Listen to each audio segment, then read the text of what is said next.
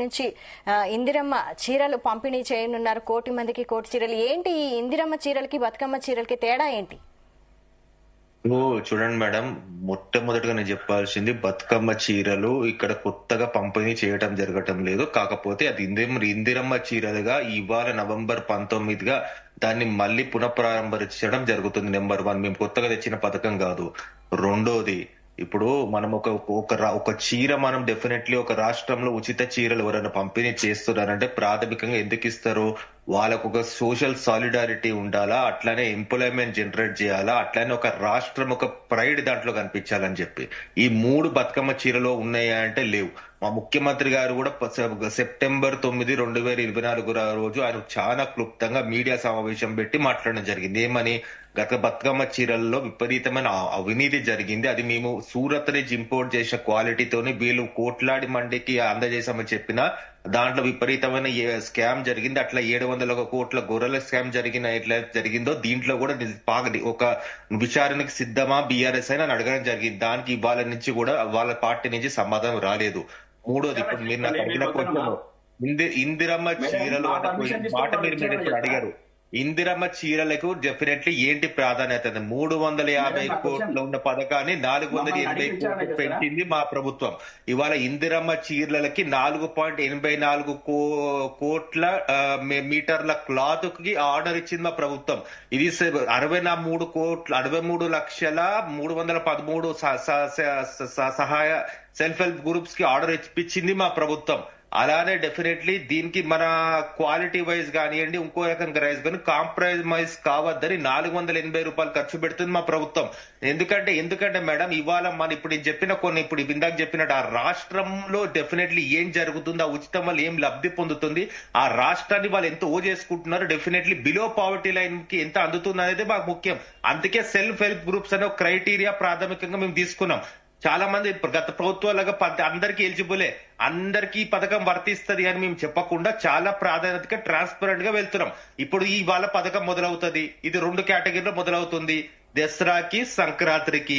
ఇవాళ మేము రూరల్ లో మొదలు పెడతాం, తర్వాత అర్బన్ లోకి వస్తుంది. డెఫినెట్లీ పథకం మొదలైతే డిజైనింగ్ తెలుస్తుంది, దాంట్లో నాణ్యత తెలుస్తుంది, ఎంతమందికి ఉపాధి జనరేట్ చేసింది తెలుస్తుంది. దాని తర్వాత డెఫినెట్లీ ఒక కన్స్ట్రక్టివ్ డిబేట్ కి మనకు ఆస్కారం ఇస్తాం. ఇవాళ ఎవరినో మమ్మల్ని విమర్శించడం కాదు, డెఫినెట్లీ ఒక మనం మాట్లాడితే అది డెఫినెట్లీ అది రికార్డ్ లో ఉంటుంది. ఆ మాటని డెఫినెట్లీ మనం సంతరించుకుని రేపటి తరం డెఫినెట్లీ గౌరవంగా ఫీల్ కావాలి. దీనివల్ల ఏం లబ్ధి చేకూరిందని. ఎందుకంటే ఎవరు అవునన్నా కాదన్నా తెలంగాణ రాష్ట్రం ఆర్థిక పరిస్థితి వాళ్ళే అందరికీ తెలుసు. ఇవాళ దాంట్లో నేను మళ్ళీ వెళ్ళి మెరిట్స్ పోను, కానీ ఆ ఆర్థిక పరిస్థితిలో కూడా డెఫినెట్లీ తెలంగాణ రాష్ట్రం ఏం చేసింది, ఆ తెలంగాణ రాష్ట్రం మహిళల తరపున ఏ రకంగా నిలబడింది అనేది ముఖ్యం. కాబట్టి ఇవాళ నవంబర్ 19 ఇందిరా గాంధీ గారి ఒక జన్మదినాన్ని పురస్కరించి ప్రారంభిస్తున్నాం. డెఫినెట్లీ అందరు దీన్ని తోడు రావాలి, అందరు కూడా దీన్ని స్వాగతించాలని కోరుతున్నాం మేడం. తర్వాత దాంట్లో లోటుపాటులు ఉంటాయంటారా? డెఫినెట్లీ కన్స్ట్రక్టివ్ డిబేట్ చేసుకుందాం, ఏమైనా సరిదిద్దు చేసుకుందాం. అయితే ఇప్పుడు ఈ తెలంగాణ ఆడపడుచులకి దసరా అనేది ముఖ్యమైన పండుగ. అంటే దసరా పండుగకి చీరలు ఆపి మీరు ఇందిరమ్మ జయంతి రోజు చీరలు పంచితే అంటే ఆడబిడ్డలు ఆదరిస్తారని అనుకుంటున్నారా? చూడండి మేడం, దసరా అప్పుడు ఎన్నికల కోడ్ గానీ కోర్టులో కూడా డెఫినెట్ డైరెక్షన్స్ ఉన్నాయి కాబట్టి నాంచడం జరిగింది. మేమేం కావాలని కాదు, అది మనకు హక్కు ఉండదు ఒకసారి ఎలక్షన్ కోడ్ లోకి ఉంటే.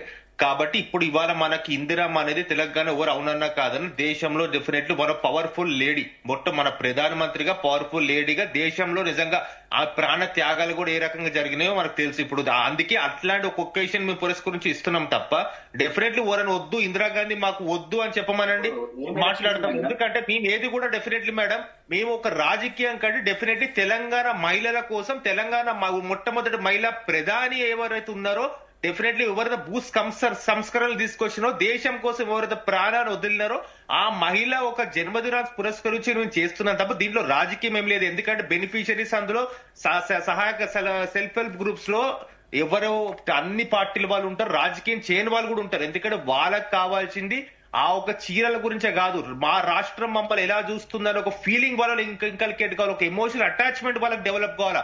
ఇది అల్టిమేట్ టార్గెట్. అది ఏ గవర్నమెంట్ ఇట్లాంటి పథకం తీసుకొచ్చినా ఆ రోజు కేసీఆర్ గారు అసెంబ్లీలో చెప్పింది అదే, ఇవాళ నేను చెప్తుంది అదే. ఆ రాష్ట్రం ఒక ప్రైడ్ దాంట్లో రిఫ్లెక్ట్ అవుతుంది. కాబట్టి మేము ఈ ఒకేషన్ పురస్కరించి ఇస్తున్నాము. డెఫినెట్లీ దీన్ని వద్దు, ఇప్పుడు పంచద్దు, తర్వాత పంచమని ఏ పార్టీ అయినా డెఫినెట్లీ మాకు కన్స్ట్రక్ట్ గా చెప్పమని దానికి అనుకూలంగా మా రిప్లై కూడా ఉంటది. ఓకే, గౌతమ్ గారు వచ్చే నెలలో స్థానిక సంస్థల ఎలక్షన్స్ ఉన్నాయి. ఇప్పుడు ఇందిరమ్మ చీరలు అంటున్నారు, అంటే మహిళలు కాంగ్రెస్ వైపు తిప్పుతాయా ఈ ఇందిరమ్మ చీరలు? మేడం, వీళ్ళ అన్ని డైవర్షన్ పాలిటిక్స్ చేసే దాంట్లో భాగమే ఇదంతా మేడం. నేనేమంటున్నానంటే అక్టోబర్ లో మనం దసరా పండుగ ఉన్నప్పుడు ఏ ఎలక్షన్స్ కోడ్ ఉంది మేడం? ఏ దాని ప్రకారం కోడ్ ఉందో నాకు తెలియదు, నాకైతే తెలియదు, మరిగా మీరే చెప్పాలి. రెండో విషయము, ఈ రోజు వీళ్ళు మహిళలకు గౌరవం ఇస్తున్నాము, మహిళల్ని ఏ విధంగా చూస్తున్నాం అనేదే ప్రామాణికంగా ఉండాలి అని చెప్పేసి కాంగ్రెస్ నాయకులు మాట్లాడుతున్నారు కదా. చాలా చాలా సంతోషం. ఏ రకంగా చూస్తున్నామని ఇదే మహిళల్ని అధికారులు ఇంటికి పిలిపించుకుంటున్నారు, మహిళా అధికారుల్ని పని చేయించుకుంటున్నారు అని చెప్పేసి వచ్చినప్పుడు ఏం మాట్లాడిండ్రు? ఏం ఈ సమాజానికి, తెలంగాణ సమాజానికి ఏం ఆన్సర్ ఇచ్చిండ్రు? ఏ సమాధానమైనా చెప్పిండ్రా? అనేక రకాలుగా మొత్తం మీడియా గాని పేపర్లు గాని ఘోషించిన ఏ విధంగా మీరు మహిళల్ని ఇంటికి పిలిపించుకుంటారు, ఏ రకంగా వాళ్ళని ఇంటి దగ్గరికి వచ్చి పిలుచుకొని మాట్లాడతారు, ఏ విధంగా ఇంటికి పిలిపించుకొని పనులు చేయిస్తారని చెప్పేసి మాట్లాడినప్పుడు ఈ తెలంగాణ ఆడబిడ్డల ఆత్మగౌరవం గుర్తుకు రాలేదా?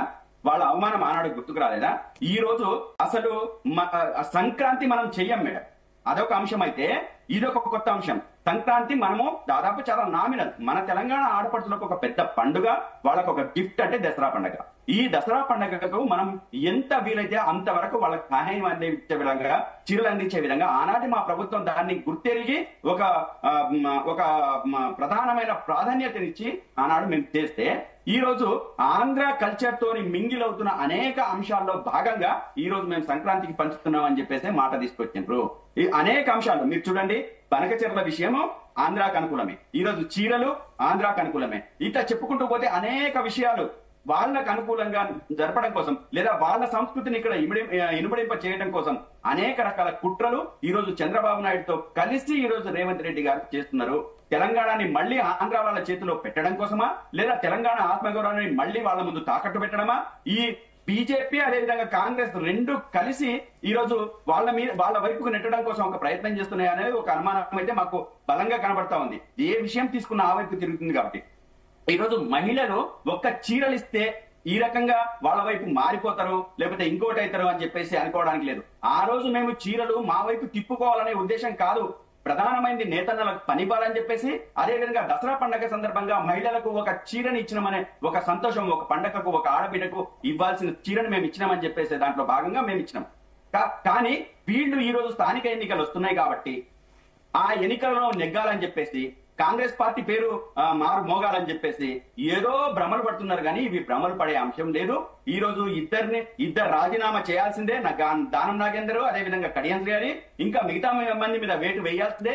ఈ అంశాలన్నీ ప్రజల ముందుకు వస్తున్నాయి కాబట్టి, అనేక రకాల చర్చలు ప్రజల ముందుకు వస్తున్నాయి కాబట్టి దీన్ని అత్యంత విజయవంతంగా డైవర్షన్ చేయడం కోసమే ఈ రోజు ఇందిరమ్మ చీరల పంపిణీ తప్ప అక్కడ వేరేది కొత్తగా లేనే లేదు.